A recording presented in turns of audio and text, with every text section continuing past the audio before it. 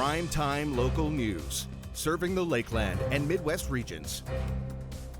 Good evening and thanks for joining us. We begin tonight with a look at Saskatchewan's COVID-19 numbers. 2 more people who tested positive for COVID-19 in Saskatchewan have died. They were in the 40 to 49 age group in the Central Zone and 70 to 79 age group in the Saskatoon Zone. There are 227 new cases of COVID-19 in the province, including 18 in the Northwest. 11 of those are in the immediate Lloydminster area, where we have 111 active cases. 2,075 cases are considered active province-wide. 149 people are in hospital, with 4 in the Northwest. More than 500,000 doses of the vaccine have been administered, with over 38,000 in our zone. Second dose bookings for priority populations begins on Monday. United Way Lloydminster has been helping many organizations in the community over the past 12 months. Now, with still having to donate money to donate, they decided to support the olive tree with their latest pilot project, helping school divisions with medical expenses.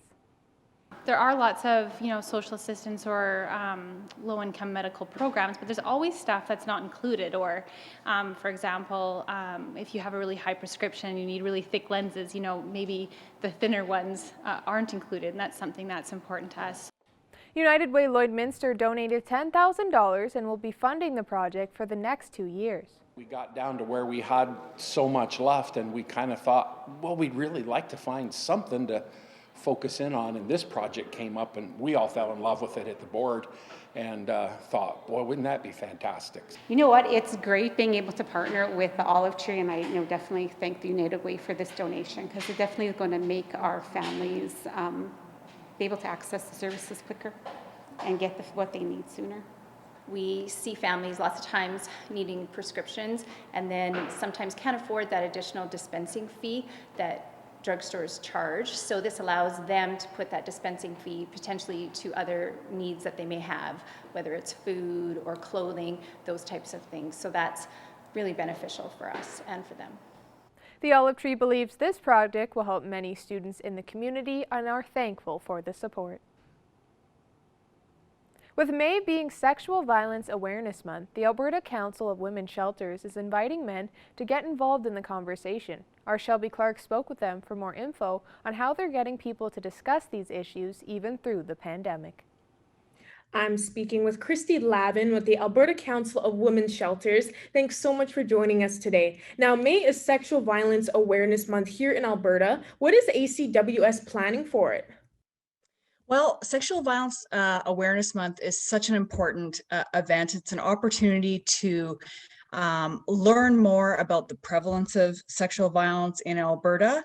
Also hear about the experts in the issue, like the Association of Alberta Sexual Assault Services, and also just generate awareness about, sexual violence happens in committed relationships too. And how would you say men can get involved in the conversation for Awareness Month this year? Well, when we think about violence against women, it's historically a conversation that a lot of men have felt left outside of.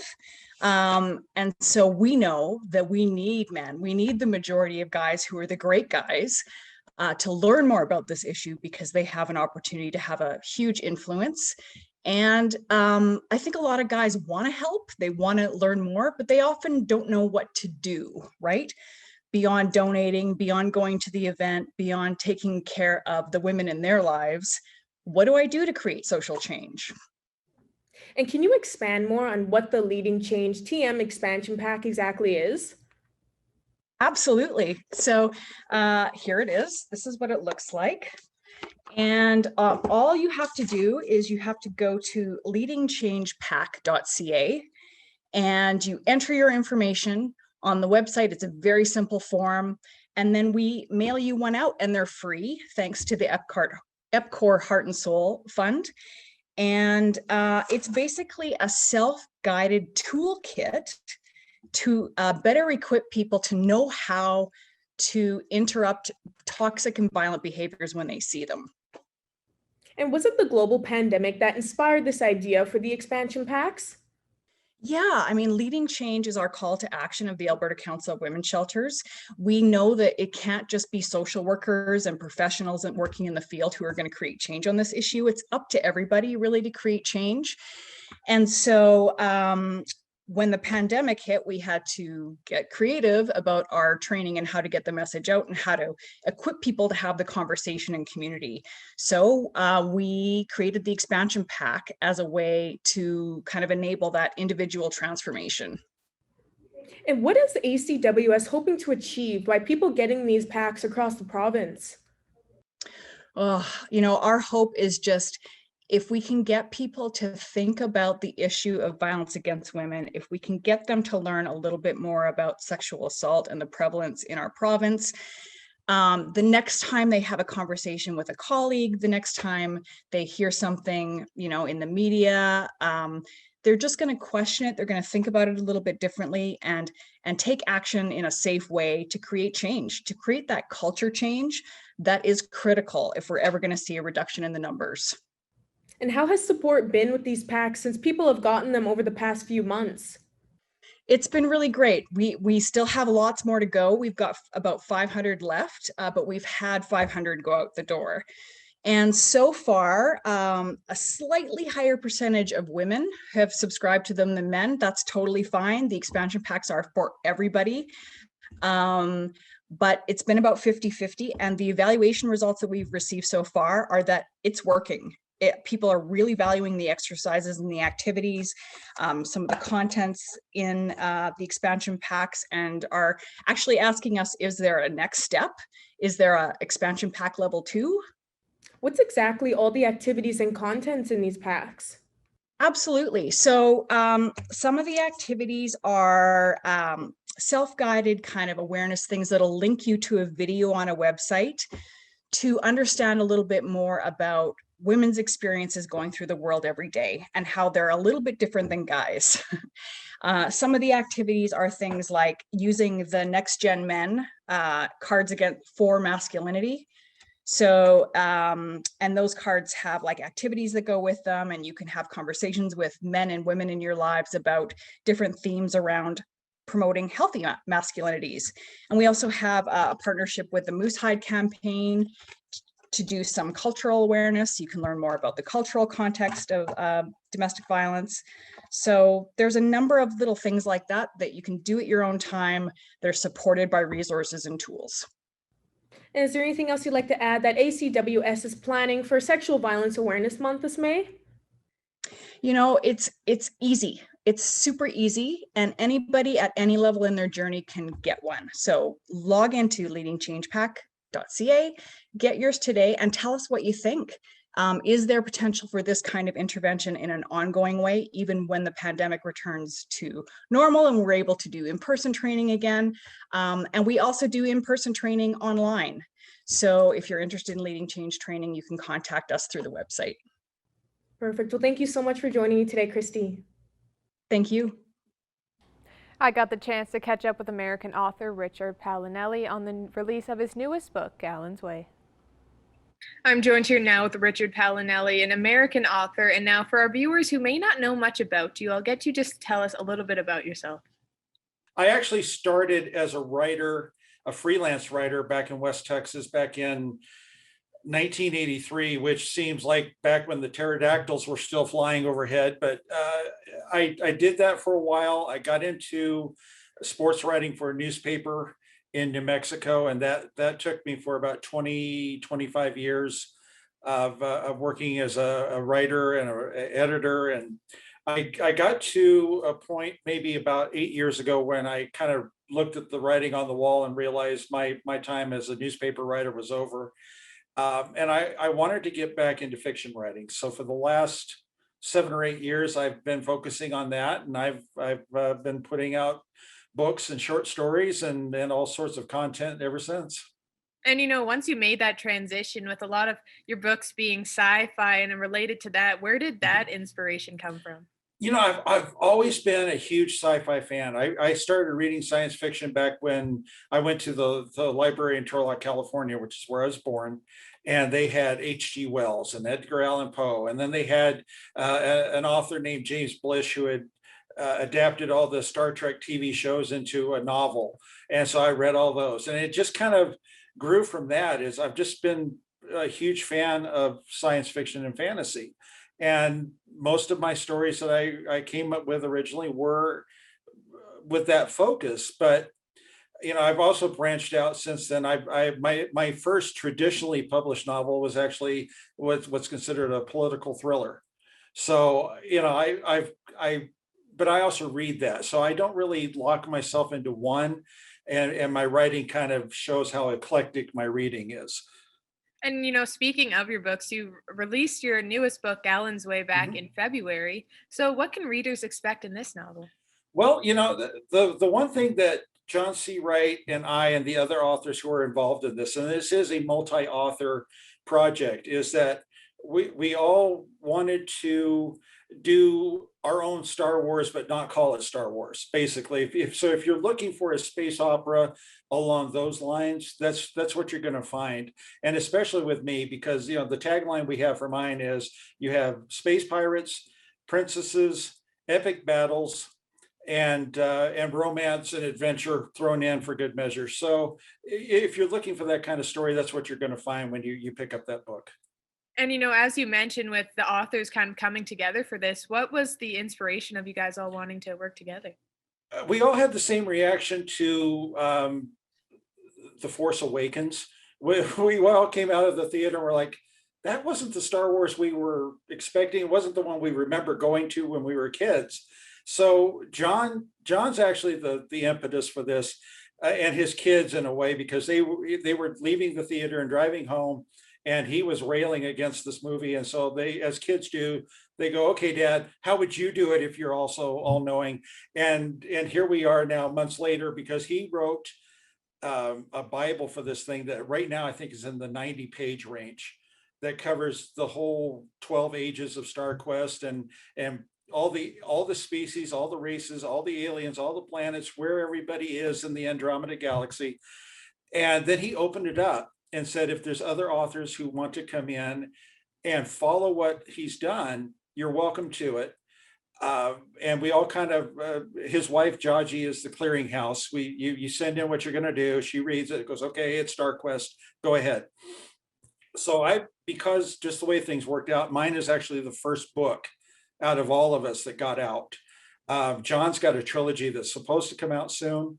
And then I know of two other authors who are writing in it. And one has been working with me because he wants to connect my fourth age to his seventh age story.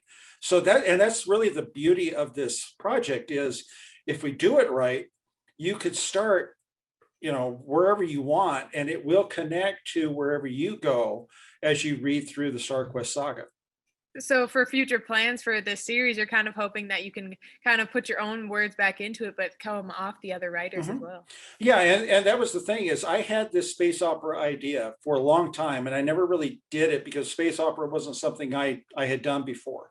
And in talking with John and Jaji on my podcast, and they brought up this project, it's like a little light bulb went off. It's like, here you go. Here, what you have developed so far fits right into what they're doing, and specifically in fourth age. So it's what's nice even is that I've got this series in fourth age, and I have two other ideas for stories that I had that will work as pre-migration when the human race is still in our Milky Way. So now I can connect all those. So I've on my board now, I've got 8 books laid out from just this one conversation with John and his idea that day leaving the Star Wars movie. So if anyone is looking to listen to the podcast or find any of your books, where's the best place to go? Best place to go is sci-fi-scribe.com, and it's SCIFI and then scribe.com. And I have trouble spelling it, so don't worry if you have trouble. But that's the best place to go. You get to that website. It's got the blog. It'll have the episodes as they drop.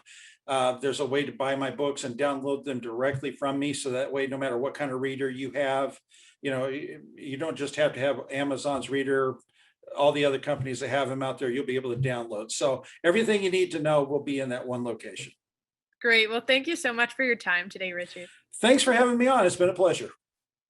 Now our Jace Mackey will take a first look at your weather forecast.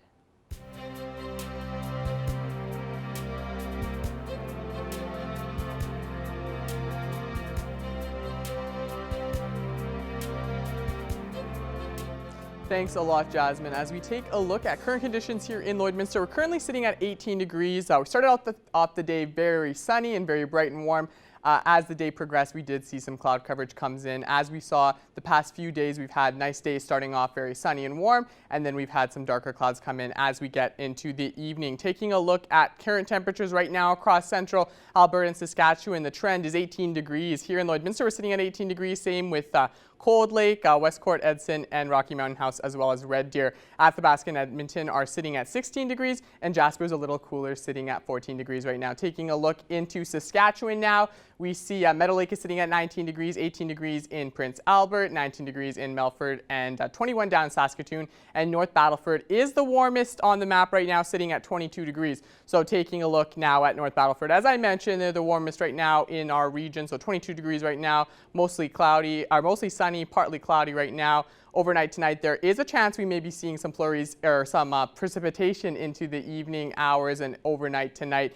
The temperature overnight will be 14 degrees, and as we head into your day tomorrow in North Battleford, we'll be seeing a mostly sunny day and a high of 23 degrees. Taking a look now at Cold Lake, they're currently sitting at 18 degrees and a mostly sunny day. They are also going to be possibly seeing some precipitation overnight tonight and into the evening, where the temperature will drop down to 7 degrees and warm up tomorrow to about 21 degrees, and we'll have a mostly sunny, partly cloudy day tomorrow in Cold Lake. Now, the next 3 days here in Lloydminster will be pretty warm, as we see 23 degrees and mostly cloudy on Saturday, 23 again on Sunday, and things warm up as we start your next week. Monday, mostly sunny and 27 degrees for the high. That's a look at your 3-day forecast. We'll be back with more news after the break.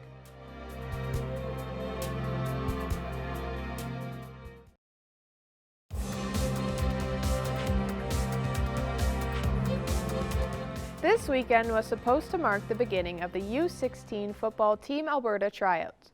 Due to COVID-19 restrictions, the tryouts are being postponed to a further date. Evan Kenny has more on the postponement and the impact of the tournament. Ready, ball.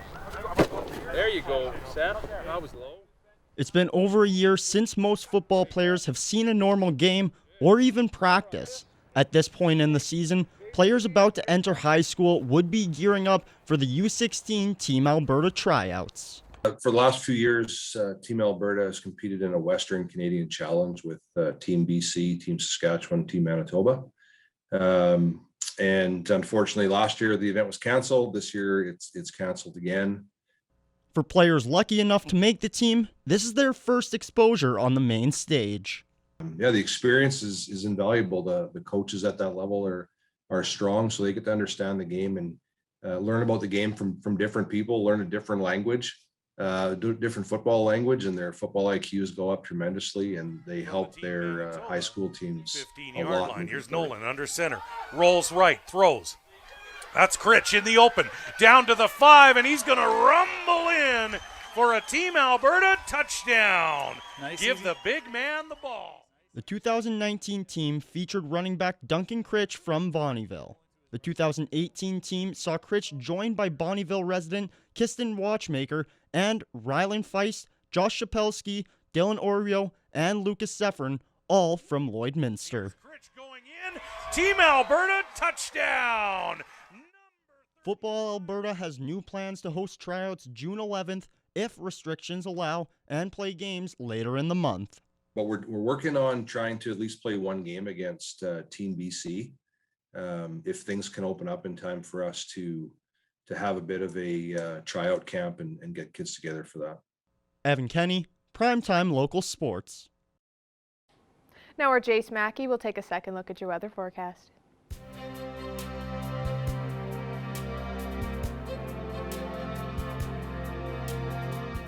Thanks a lot, Jasmine. As we take a look now at our satellite and radar map, we can see there's a lot of precipitation activity around the region in Alberta and Saskatchewan. Over the past week, there has been a lot of precipitation across the province, but here in this region, we haven't been able to get as much of it, but there is a chance that here tonight in Lloydminster, as well as in Cold Lake and North Battleford, that we will be seeing a chance of precipitation. As we saw in that story earlier in the newscast, farmers in this region definitely are going to be appreciating that precipitation if we do get a good amount of it tonight. Taking a look at temperatures right now across Alberta, we see 19 degrees up in Lac La Biche, 19 degrees in Bonnyville, 18 in Cold Lake, 15 in St. Paul, 21 in Vegreville, 16 in Edmonton, Vermilion sitting at 16. We're 18 degrees here in Lloydminster, same as Wainwright, and Provost is sitting at 19 degrees. Taking a look now at the Saskatchewan side, we see 18 up in Alacross and Green Lake, Pearceland sitting at 19 degrees, same with Meadow Lake, St. Walburg, Marwayne sitting at 20 degrees, 21 down in Maidstone, 22 in North Battleford, and 20 degrees in Macklin. For your day tomorrow, Saturday is going to be pretty similar to today, as we see up in Alacross. We'll be sitting at 19 degrees, 20 degrees in Green Lake, 22 in Pearceland, 21 in Meadow Lake, 22 in St. Walburg, 23 tomorrow in Lloydminster and Maidstone, as well as North Battleford, and Macklin will be sitting at 24 degrees tomorrow for Saturday. As we take a look now at the Alberta side, we see 21 degrees in quite a few places: Lac La Biche, Cold Lake, Bonnyville, St. Paul, as well as Edmonton, and 22 degrees is the daytime high tomorrow in Vegreville, 23 in Vermilion and Wainwright, as well as Provost. Taking a look now at temperatures across our country, starting out west in Vancouver, we see 17 degrees for the high right now, 16 in Edmonton, 9 up in Whitehorse. In Yellowknife, -3, that's the coldest part in our country right now, 24 degrees in Regina, 19 in Winnipeg, and as we head to the east coast, we see 22 degrees in Quebec City, 19 in Toronto, 6 at St. John's, and 15 in Halifax, 0 up north in Iqaluit. Now taking a look at overnight conditions across our region, there's a chance we'll be seeing some precipitation in Alacross, Pearceland, Bonnyville, Paradise Hill, Marinum. And 4 degrees is the overnight temperature in Meadow Lake, 5 degrees in Alacross, 7 in Pearceland, Bonnyville, and Paradise Hill, 4 degrees in Unity, 8 in Provost, and 5 in Marinum, and 9 in Wainwright. At the next 7 days we look at here in Lloydminster, tomorrow is going to be a warm but cloudy day, 23 degrees, 23 as well on Sunday. A very warm start to your next week with 27 and sunny on Monday, 22 on Tuesday, and we see some warm temperatures and cloud coverage as we look at the next part of your week. On Wednesday, we see 21 on Wednesday and Thursday, 17 on Friday. So that's a look at your 7-day forecast. We'll be back with more news after the break.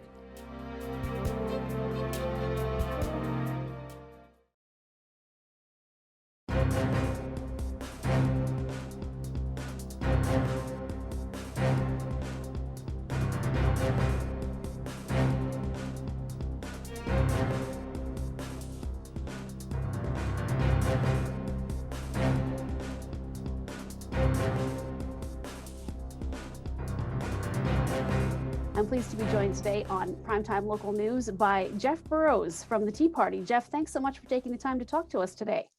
Thanks for having me. Jeff, this is really an exciting time for Tea Party fans because you guys have a new single called Summertime that's out now. Tell me about this single. Well, this batch of music's been worked on for the better part of 2 years. And obviously we expected to have it done much sooner, but it's just been a little bit difficult because, of course, we're a band, but we're not a band that lives together in Windsor or Toronto or Vancouver. I'm in Windsor, Stuart's in Vancouver, Jeff is in Australia. So, and everyone has their own little things to do. So it's been a while until we got it put together, but thankfully it's in time for summertime. And tell me about the song and the timing of the release. Was it just a matter of, like you said, everybody being able to get together? Or did you specifically have a plan that you wanted to release the song Summertime before summertime?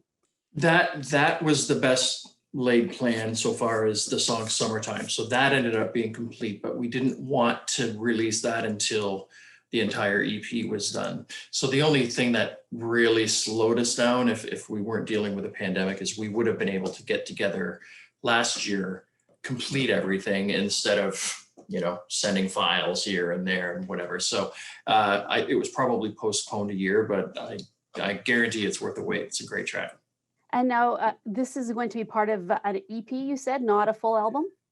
No, this is an EP, and in talks already with the guys last night, we're talking about an album and starting to write it right either before or right after we're able to tour next. So that's the nicest thing I think about the band is if we're starting a Canadian tour, it's normally starting or ending in Vancouver or Victoria, and Stuart's out there, so we can write there for a couple of weeks.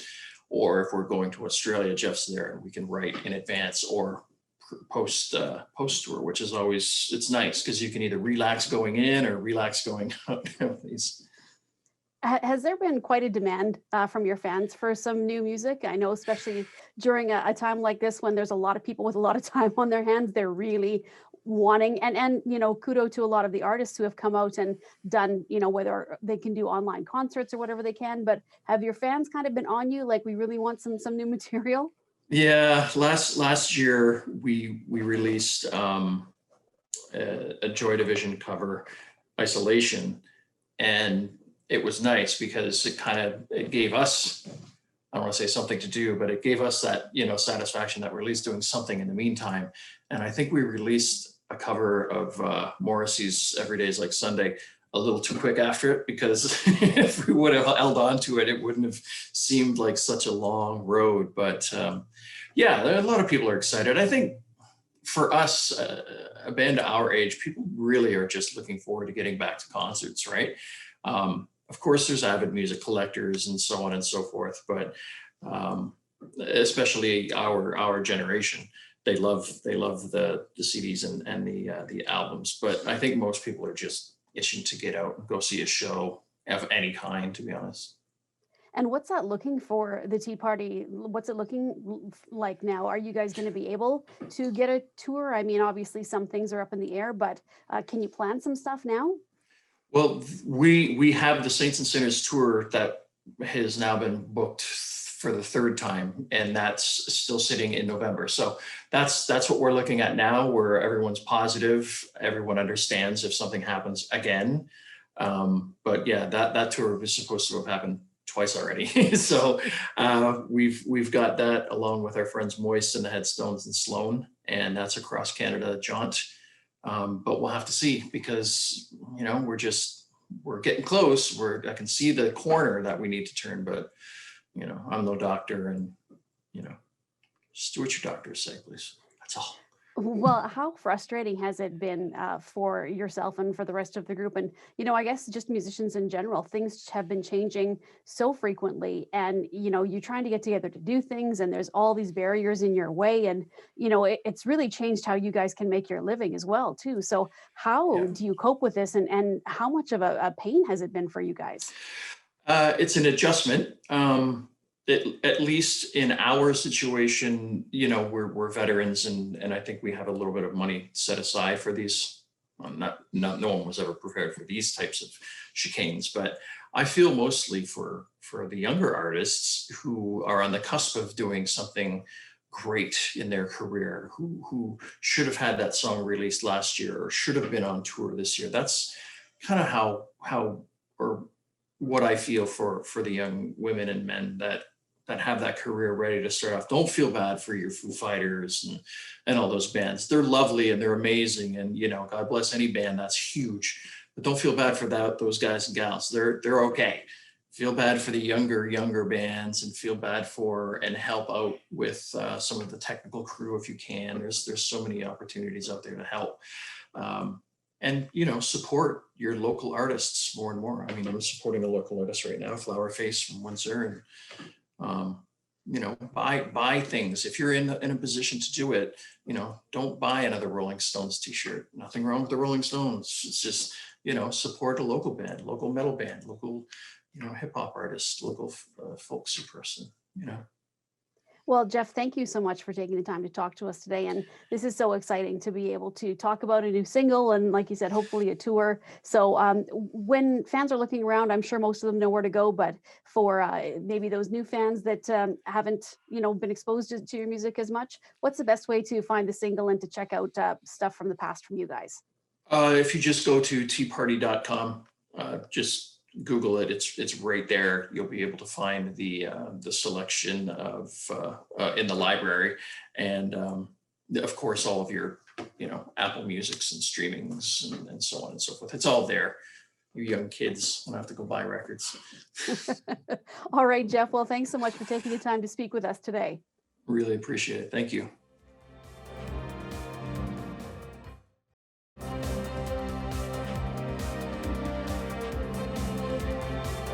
Well, joining us for the Friday Entertainment panel, as always, is Abby St. John. Abby, there's a few things to talk about. We'll start with one of the biggest news of the week. Ellen DeGeneres announced earlier that she is now officially ending her show next year. So talk about the reaction to that from audiences alike, as well as just the history of this whole show as they have hit over 3,000 episodes. Yes, it's definitely comes a bit of a shock just because of how long the show has been on TV. Their season 19 will be their last season coming out next year. But according to Ellen, this has been a long time coming, stating that she planned to end the show back in 2018, but then Warner Brothers convinced her to sign on to 3 more seasons. But she did state and she did make it clear to them that that would be the last contract she would sign. And now the reason behind leaving the show is because of the lack of challenge that she has. She went on to say that when you're a creative person, you constantly need to be challenged. And as great as this show is and as fun as it is, it's just not challenging anymore. So that was the main reason why she wanted to end the show after so many years and so many seasons. Now, the impact this show has had over the years, just by numbers wise, they've nearly given away $70 million in charitable donations and more than $300 million in audience giveaways. Now, the show is very known for giving away a bunch of luxurious prizes to people who need it the most, gifts to the audience members, families across the country, all over.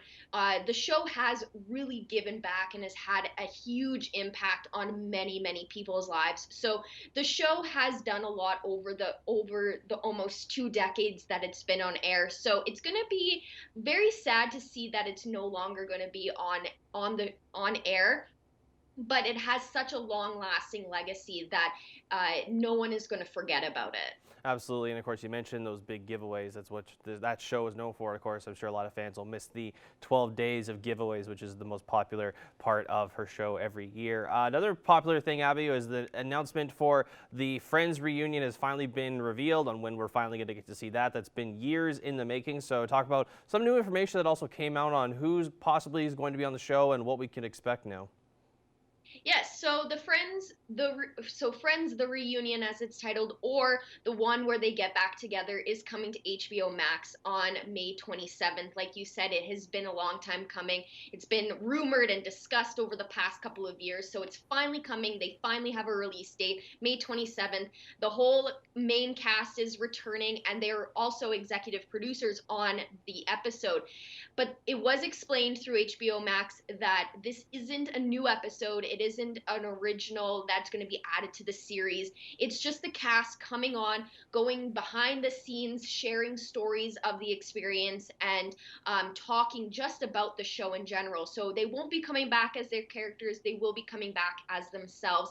And we didn't really get too much information on to what to expect, but there are going to be guest stars on the show as well. So that's going to be very exciting to see. Just learning about the behind the scenes stories and how the show came together back in the day. It's going to be really exciting to see, and I know that a bunch of people are really looking forward to having the main cast returning once again back together again. So it's going to be interesting to see. It definitely will be, and I've read that Paul Rudd will not be one of the guest stars, and a lot of fans are outraged because he did have such a great role on his time on Friends. And one of the last things, Abby, just before we wrap things up, Rian Johnson's Knives Out sequel is finally starting to come together, as we know some new casting announcements over the past couple of days. We knew Daniel Craig was expected to return, so talk about who we could see in the new sequel. Yes, so just like the first Knives Out, this cast is pretty star-studded. There isn't too many cast members announced as of yet. Like you said, Daniel Craig is returning as his character.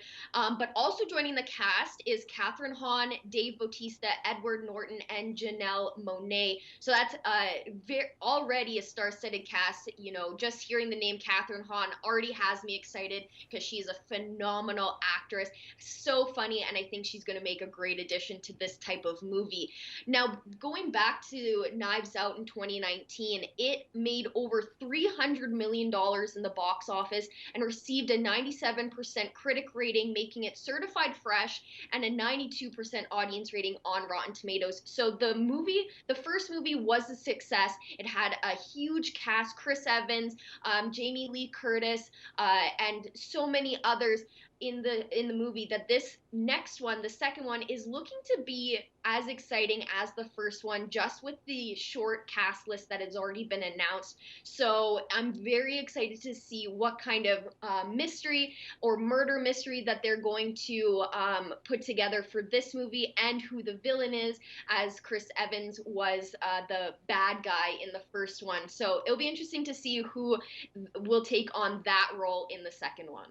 And it's anxious to see what the cast will be like as it expands, as we get more news later on as time goes on. Abby St. John, thanks so much. Thank you.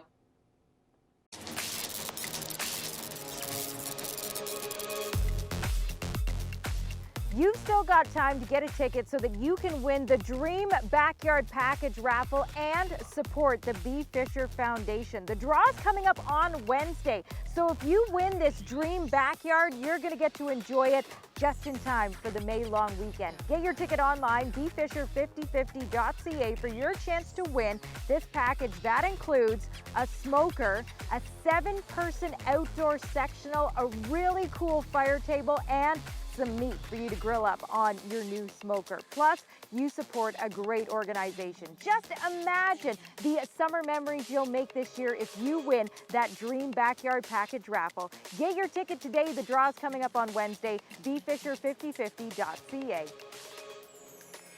Be transported back to medieval times and support the Lloydminster Lions Club. On Saturday, May 29th, they're hosting a medieval drive-through roast beef supper. It's going to be held at the Legacy Centre parking lot, and you're going to see a few characters in costume. You're also going to have the opportunity to take part in a toonie draw. There's going to be a coloring contest, some special guests, and a whole lot more. A plate, $20. You can reserve yours now by emailing lloydminsterlions@gmail.com. When you get your ticket, you support a great organization and project they do right here in our community. It's coming up on Saturday, May 29th. Reserve your ticket now.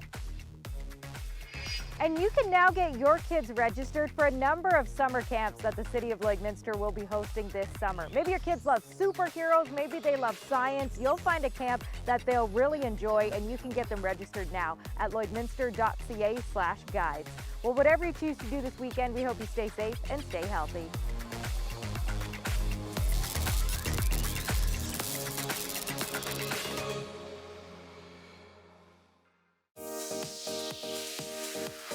What's Happening is brought to you by Northern Factory Workwear, Circle Drive East, Saskatoon, and Highway 17 South, Lloydminster.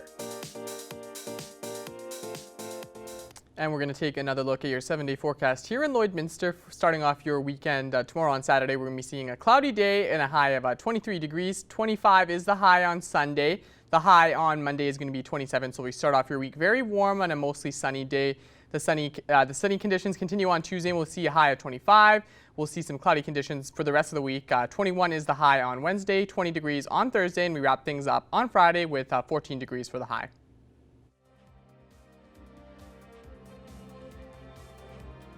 Thank you for joining us on Primetime Local News. Have a great rest of your night.